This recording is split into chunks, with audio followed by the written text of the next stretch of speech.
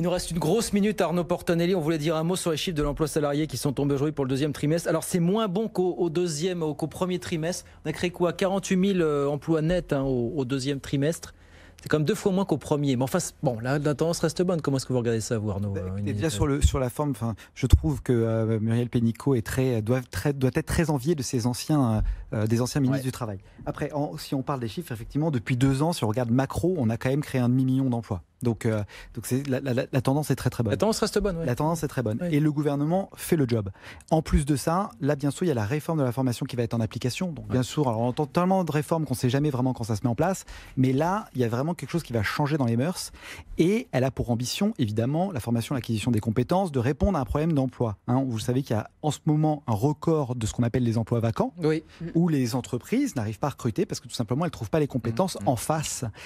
À partir de novembre, il y a l'application CPF, l'app qui va sortir et tout le monde va pouvoir mobiliser son compte CPF. Et le gouvernement a une véritable ambition. Il veut former 1 million d'individus par an. Pour vous donner une idée de chiffres, actuellement, sur l'année dernière, en 2018, nous étions à 400 000.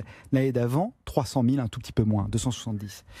En ce moment, on a une petite crise là parce qu'il y a eu la monétisation du CPF, c'est un peu compliqué, il y a la fin des OPCO, ce sont des dossiers assez compliqués, c'est pas très grand public, on pourrait en parler des heures, mais on a un véritable espoir que quand on va mettre cette application en main de chacun de vous, vous allez pouvoir consulter les offres de formation et tout de suite vous y inscrire, mais en quelques clics, vous allez reprendre un peu le goût et la passion pour l'acquisition de compétences. Et si on arrive à faire ça, si le gouvernement Et à faire le tri entre la multitude de formations sur les mêmes métiers. Sur les mêmes métiers, bien sûr, il faudra identifier les besoins en compétences, il faudra que l'application soit bien faite, mais énormément d'acteurs. Et sur la qualité de la formation, Arnaud, c'est aussi un vrai sujet. Ça, la qualité de la formation, c'est un sujet réglé. Ça fait longtemps que le paritarisme y travaille. Il y a eu encore une mise à jour de la réforme. Il y a 7 critères. Bien sûr, c'est important. On en reparlera au mois de novembre.